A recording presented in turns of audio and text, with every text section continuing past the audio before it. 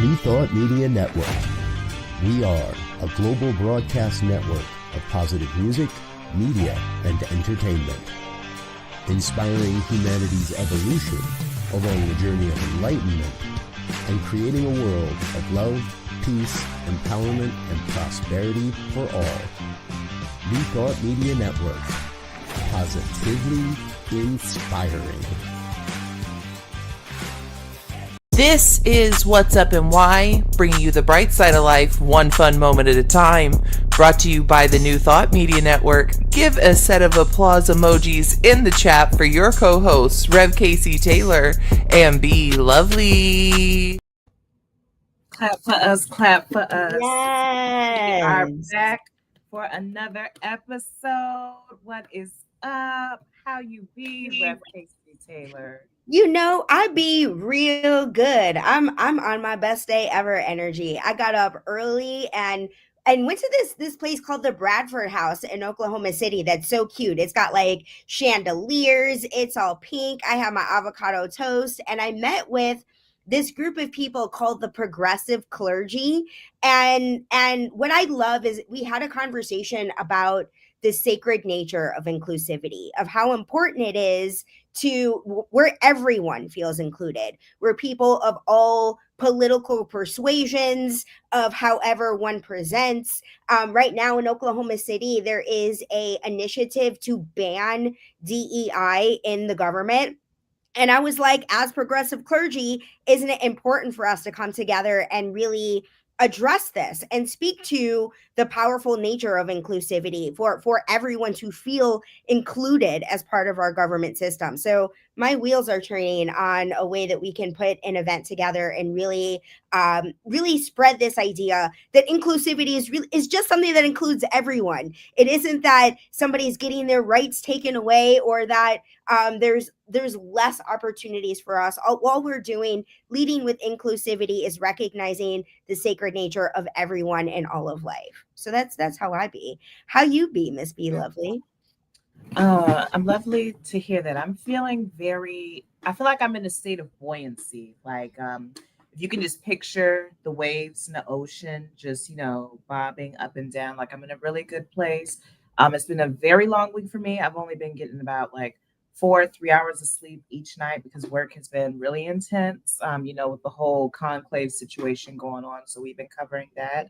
But today I told myself, I'm going to schedule a little pocket of time for me to be able to rest, because I haven't been pouring into my cup. I haven't been taking care of me.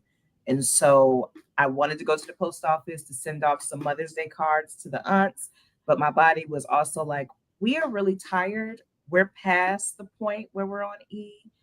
And I thought, you know what? I'm just going to express mail it. I'm going to take a nap. I'm going to relax. And then later on today, I'm going to go to the post office. And so now I went from feeling like a zombie, pushing myself beyond my limits, to feeling like I'm on a cloud. Love it. That's beautiful. I love that a nap does that for you. For me, a nap will just mess with the whole vibe of the day. Have me sleepy all day long. How long do you take your naps? How long are your naps typically? It really, I'm not a big napper. And I think maybe that's why I haven't unlocked the secret of a nap that works for me. I think I made it clear that earlier this month, I'm on like day 32 of abstaining from weed. And the first couple of weeks, I would say the first 26 days, my sleep schedule was not kicking. And so there was a whole lot of naps, and sometimes it worked, sometimes it didn't. But in general, my body just really, I hadn't gotten into a groove. But I would say now that I'm at around day 32, I've been able to sleep for a full, like, go to sleep at a regular time and wake up at a regular time. So that's good. I figured it out. Well, I asked that question because I never knew that there's actually an optimum time to take a nap that's supposed to help boost your energy. So when I was in college, there was a sleep study class that they had. And so I took it, of course. And part of the class was taking naps. And the professor told us like the difference between, a nap and then going into deep sleep. A nap should be typically no more than 30 minutes. 15 minutes is the sweet spot for a perfect nap. That'll give you the right boost of energy. You won't feel lethargic. You'll be able to bounce up and, feel real buoyant and everything. But if you go past 30 minutes, That's when you go into rapid eye movement. That's when you go into your deep sleep phase, when your body's starting to recover and repair itself. And if you cut yourself off before like the 7 to 8 hour mark that your body needs for full REM sleep, then your body is basically like let's say if you ever played a video game when you was younger, you're in the middle of the game and then somebody unplugs the system, and then when you go to plug it back in, it's like it takes a long time to reboot. It's real slow, it's lagging, it's messing up. That's what you do with your brain. And that's why some people, if they take a real long nap and they wake up, they feel more tired, they feel angry, irritable. So if you ever want to take a nap to get a boost of energy, 15 minutes max, but 30 minutes. 30 minutes is actually the max, but 15 minutes is the sweet spot. Well, that makes so much sense. I love that you had a class where naps were your homework. Props to your school, because that was the classwork, not the homework. The classwork. We had an aromatherapy nap. We had a sound bath nap. Like we learned like the perfect environment is like a dark, cool environment for your body to be able to, relax and get ready for sleep and everything. Shout out to Towson University. For sure. They deserve your reverence, because I never heard of a nap class. I'm personally, I'm a huge fan of the nap ministry. Trisha Hersey Bishop Trisha Hersey. She wrote a book called Rest is Resistance, a manifesto. And she's really who has inspired me to like recognize the power of napping and really the power of rest. That I was somebody that was burning the candle at both ends. And, I think we talked about this on the show of how black people are raised to work twice as hard as their white counterparts.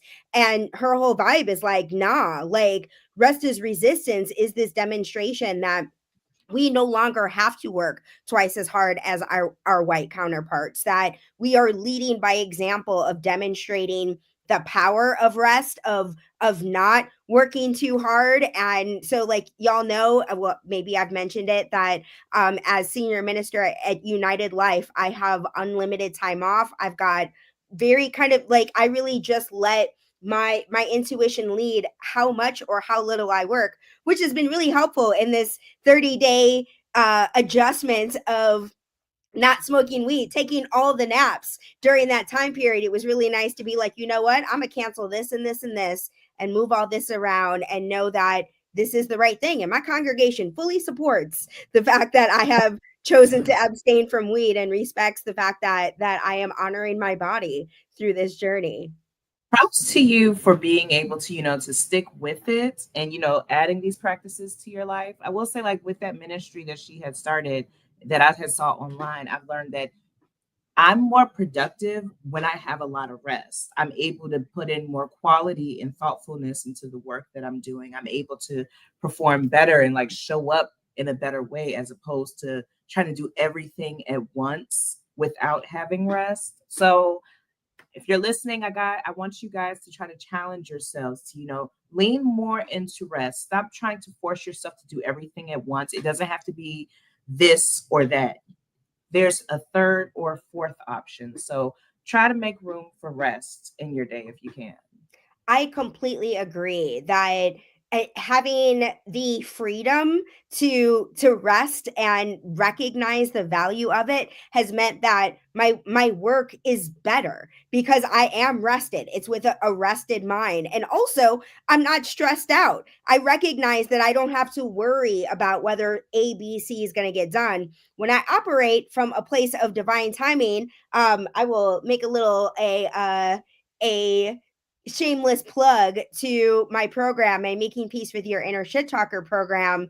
There's a section on it about divine timing. And so through my own, was part of the inspiration of abstaining for weed for 90 days was I make this recommendation of abstaining from drugs and alcohol for this 90-day period. And I have to, if I'm going to recommend it, I've got to take my own advice. So as I'm moving through this program, being reminded that divine timing is always taking place. I don't have to stress about my performance. I get to trust and know that the entire experience, my entire life, is unfolding perfectly. I don't need to judge myself.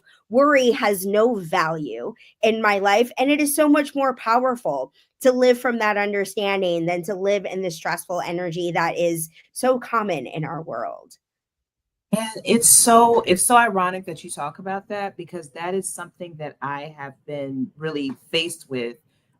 You're familiar with my situation. Like I'm trying to find a new place to live. I'm supposed to be moving soon, and I was trying to find a place that like had like all the security stuff I was looking for, and also has like everything that you want in a neighborhood. Like is safe, good distance to everything, and looking for a new place and the whole thought of moving is just jarring. And so there was a point when I was starting to get worried, but I thought to myself, no, what's meant to be will be. Everything is going to work out perfectly. I know that I'm being, protected and guided divinely through God. And I'm not going to worry because all worry does is add on to the plate. It doesn't take anything off. It doesn't solve any problems. It just stresses you out. Stress can not only mess you up mentally, it can show up physically in your body too. And I just said, my piece is too expensive. I'm not going to lose that. What's meant to be will be. And honey, things are looking good. So hopefully I got some good news coming up in a week or two. But yeah, we're not worrying about anything in 2025. We are trusting divine timing. My piece is too expensive. We are not worrying about anything in 2025. We are trusting in divine timing. I am with it, with it, with it. So with that, talking about divine timing, let's talk about who Rev KC Taylor is giving reverence to this week.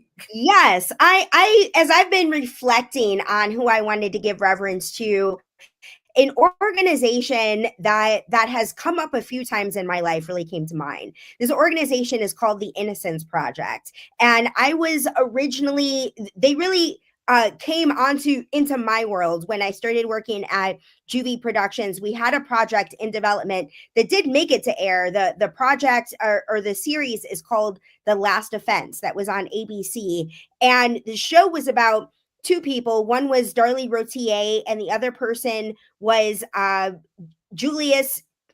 What is Julius's last name?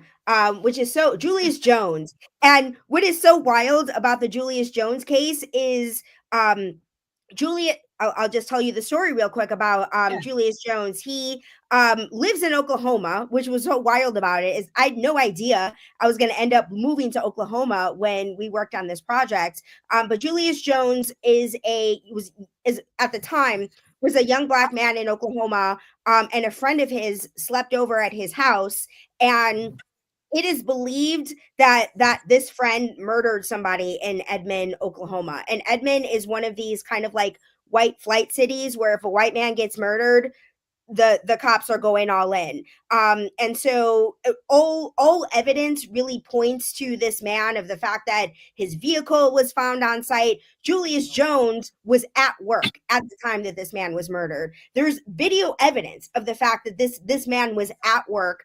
And there's also evidence of the fact that this man, that his friend, who does have evidence of having been in Edmond at the time, slept over at his house, and they found like his bloody clothes in an attic at Julius Jones's house. And that friend like called and was like, "Oh, I saw these bloody clothes in the house. You should go over there." So all of the evidence is pointing to the friend, but Julius Jones, I think he's still in prison. So the Innocence Project, wanted to bring visibility to the kind of people that are experiencing that are. He was facing the death penalty. Darlie Rotier was also facing the death penalty, and the show was to highlight the fact that these people were literally on death row, and the last offense was to get public support of getting their sentences commuted. Julius was taken off of death row because of all of the public pressure, but he is still in prison. He's serving a life sentence as opposed to he was set to be I forgot what's the word that they use where you're in the I don't know, facing the death penalty. So they're not going to kill him. What is it? Wait, not euthanized. That's when the lethal injection, or he's not getting that anymore. Yeah, that's what it is. I don't know. Euthanize is what they say for animals. I don't know because it's not euthanization. That's only when like someone's sick.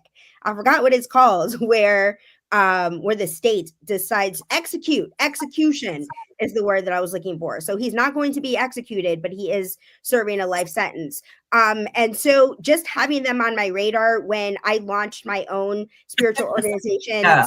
Spirit Uncensored, the Innocence Project representative came to one of our Sunday services and spoke about the organization. And one of the things that she said was people who were wrongly incarcerated, what this organization does is not only do they do the best they can to provide visibility to their case, but these lawyers work for free. And y'all know how much lawyers cost. So the fact that lawyers make this decision to give of their time, the organization does not really pay very much money at all. Very many lawyers are not paid. The vast majority of these lawyers are giving their time and their expertise to try and get people who've been wrongfully incarcerated freedom. And so one of what Spirit Uncensored did is we collected gift cards for the holidays for people who had been wrongfully incarcerated. They've got like their work records are missing, like for 10 years, they're like, I was in prison, but I was wrongfully incarcerated, and trying to get presents for your children or create a holiday meal wasn't easy for them. And so we came together and did a holiday gift card drive so that their families can have happy holidays. But, the fact that the people in this organization really work tirelessly to rescue people who've been victim to our incarceration system, because our incarceration system doesn't care about the fact that you can't afford a lawyer or you've got receipts that shows that you were at work, so there's no way you could have murdered this person. That all kinds of people are really stuck in the cracks of the system. So I really wanted to give reverence and a shout out to the Innocence Project for the tireless work that they do to rescue people who've been wrongfully incarcerated and help them fight for their freedom. Yeah, shout out to them. I know like what's her name? Kim Kardashian, she works with them. That's how I found out about them a few years ago through their show, because she was doing work with them to like help bring awareness about a lot of people who were wrongfully incarcerated and everything. And she was able to help get a few people exonerated through that project. But Rev KC Taylor, for people who want to like learn more about the real the Innocent Project, if they want to help out, like where do you know where they can go to get more information and to like help out those wrongfully incarcerated? Absolutely. Innocenceproject.org. Hopefully we can get that link popped up onto the screen. You can just Google Innocence Project and it'll come up. And the Innocence Project has offices across the country. So you can reach out, you can volunteer, you can give, you can put together a campaign like Spirit Uncensored did. Ask your local organization what they need and what you can do. There will be a representative. It was very easy for us to get a representative to show up and speak about what they do. And they're happy to share information about what their needs are and how to best support them within your own community. Nice. So when Spirit Uncensored helped collected money for those gift cards to to help those wrongfully incarcerated be able to give Christmas gifts to their families, do you know how many families you were able to help? Yeah, I believe it was about 5, and they, it was our local organization that identified the people. These are the people that need it most, and we were able to support 5 different families in providing Christmas presents and holiday meals for them. It was like grocery cards and Target cards, things like that. Although today wouldn't be Target. I don't know what organization that I know you can easily buy Christmas presents for that is more inclusive than Target is these days, but whatever organization feels right for you. Oh, wonderful. Well, thank you for shining a spotlight on them. Guys, the information's there on your screen. And from there, we are going to go into our next segment, Do Better Blues. So I'm going to do something different a little bit. I'm going to open up the floor for people to be able to join in on the discussion. So if you're watching at home, hop in the comments. Rev KC Taylor, we're going to have a little bit of dialogue with this. So this week, I was thinking about how in this life, we're faced with decisions, doing what feels good versus what is good for you. And there's been a couple of instances in multiple areas of my life. So one example I'm going to use, fitness. I used to be like very, very active. I used to, always make sure I was getting some movement in at least 5 days a week. But that hasn't really been feeling good to me because I'm always tired. So I've just been like lounging around a lot more. I haven't been eating as best as I want to, but that feels good for me, but it's not good for me. And I have to really police myself and adult myself sometimes and say, you're doing a little bit too much of what feels good. And yes, it feels good right now, but think about where you want to be in the long run. In this example, physically, where do you want, your body to be internally, externally? You're doing what feels good right now, but it's not good for you. And sometimes for me, it's hard to get out of that, that rhythm of doing what feels good because it's comfortable. It makes your body and your mind and your spirit feel good and relaxed. But at the same time, doing things that, that's not good. At the same time, you still have to do what's good for your body. And sometimes doing that is gonna be uncomfortable. But I don't know if it's just me, but it's hard to make that decision sometimes. Like, do you find yourself faced with that sometimes? Absolutely. I love that you're bringing this up. What I have just done in regards, as I've mentioned, this unlimited time off kind of situation that I have going on, and be lovely. I know you got your mornings available. What I have done is invested in a monthly membership for a yoga studio. I got it on sale, and made this commitment to schedule my yoga classes well in advance. So my calendar, we were talking before we got online about how hard we hold on to our calendars. I schedule my yoga classes well in advance and I don't schedule anything over them. When somebody says, "Oh, can we do this?" and I do that, I got my yoga class, I'm prioritizing my yoga class. And the way that I have moved into I deliberately chose a yoga studio that had really easy classes because, as you talked about, that 5 days a week for me, like I can go hard for a week and then I'm done. So Yeah.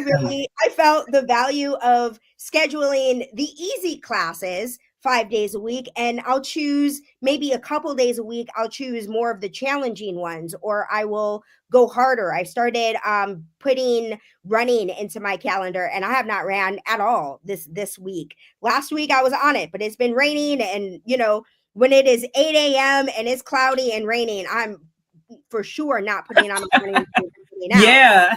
But I've got my yoga classes scheduled. So, I feel okay about the fact that I didn't run this week. I'm still keeping the running in my calendar. I haven't developed that habit in my body yet of doing it twice a week, but it is scheduled there, and I got it scheduled ongoing for the rest of the year. And then I schedule my monthly yoga, my my daily yoga classes 1 month at a time, and either I get to them or I don't. I schedule one, try to schedule one at least every single day, and I in reality end up doing about 3 or 4 just based off of not feeling like it or something coming up that makes it feel like I really need to Yeah. do this thing. But that's my trick, and it's working for me. And I'm not having fun abstaining from weed right now, but I'm proud of what you. The fact that you're able to go like 30 plus days without weed, like kudos to you. Let's give you a round of applause. Give yourself a pat on the back because that is no easy feat. Like having to get through the first couple of weeks, it's hard because I'm a weed smoker. The body craves it. For me, it's like a sense of relaxation. And then like I also do it to write. So it's like it helps with the creativity and stuff. So then yeah. having to find something else to do to fill that void of pleasure, it's challenging. It can be very challenging. Yep, I'm not having fun. I'm really not. Now, I That's will say, what like it for is. me, I was able to give up alcohol because I was doing some thinking, and I'm like, you know what? I'm doing two. I'm like, because alcohol is considered a drug. I'm like, okay, I'm smoking medicinal marijuana. I'm doing alcohol. Maybe I shouldn't be putting both of these things into my body because I see my body as a temple. And so I was like, okay, I think alcohol, since it's been proven to cause multiple different types of cancers, it can mess with your brain and all that stuff. I have no problem giving that up. But weed, on the other hand, I've tried it. I was able to go like a month without it, but then it's like sometimes it calls you back because that feeling of pleasure, of relaxation is it's hard to find something to really replace it permanently for me. I've tried Yeah. meditation, I tried walks. And I've given up you haven't heard me complain about giving up alcohol at all. That was not at all difficult. The weed, and like you said, for the writing, like that's been the biggest piece of it. And I'm grateful. I've had like a good creative flow. I've got a story that I'm working on that's pretty much written itself. And part of me does wonder if having given up weed has helped that story kind of crystallize for me. I don't Yeah. know. I'm just really letting it ride. But I do have an intention of just being more intentional about it, for it not to be something that I'm smoking all day, every day, especially because of the Yeah. freedom of my schedule has allowed me to do that. But taking this break, I think, is preparing me to be more intentional around it. But I'm right there with you about letting alcohol go. The calories, it does not support me and my body in the same way that weed absolutely does. Exactly. And I feel like with my body, I feel lighter and I feel better ever since I gave up alcohol. Like alcohol, it was not hard at all. I wasn't craving it. The mocktail market is amazing in 2025. So I've had this non-alcoholic old fashioned. I did not have any high expectations. That was the best old fashioned I ever had. But I want to close up Do Better Ooh, Blues by saying like, huh? tell You me, who said was what? it? Who made the Oh, old fashioned? it What was was a their company? it was a restaurant that I had went to in Columbia, Maryland. I'm gonna find the information, I'm gonna send it to you. But it was the best old fashioned I ever had, and it had no alcohol in it, which I never thought was possible. But I want to Yeah, close up better by saying, like, you have mentioned about, being intentional with sticking with your fitness. So then you made you bought the yoga class pass, and you have your time set. I've had to be intentional about basically parenting myself, saying, Charlene, you're going to do what you have to do, even if it feels uncomfortable. Yes, you want to do what feels good, but that's not good for you. You need to do what will help you get to where you want to be in the long run, whether that's fitness wise, whether that's your financial health, whether that's your mental health or your career. Anywhere in your life, you have to go through that little bit of uncomfortableness and doing what you don't want to do, because it's good for you in the long run. So I just want to close out Do Better Blues by saying, don't try to skip out on doing what's good for you. I hear that. I appreciate you sharing that. This being your recommendation for us to do better. And I love that we're not leading with this. It's not talking shit. We're not saying, give yourself a hard time or you should feel bad about yourself. That the intention of What's Up and Why is to bring you the brighter side of life, one fun moment at a time. And that Do Better is simply an invitation to do what's right for you and do what's best for you and do your best not to beat yourself up about it, to have grace for yourself and recognize the power of rest. That if you choose, you set this intention of doing better and you choose to sleep through your workout, give yourself grace. That is the rest that your body needed, and you can get right back at it tomorrow. I think that was a good message to wrap things up on what we talked about. We had some good stuff going on today. I hope that you guys enjoyed it. I agree. You ready for us to pray out?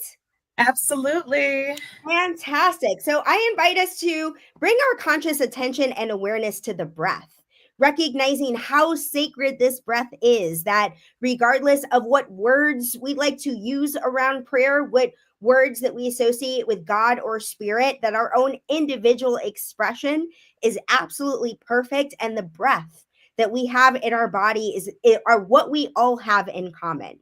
So I am so grateful that with this breath, that we are consciously choosing to come together to live the brighter side of life, one fun moment at a time, that we can choose to lean into this day and recognize it as the absolute best day ever. And I'm grateful to trust and know that whatever needs to have been experienced and inspired for us to do better and trust ourselves and to rest and believe in who we are and what our intuition guides us to do is the right and perfect thing. And in gratitude, I invite us to close this prayer with whatever word or phrase resonates most. I choose to close by saying, and so it is. Well, this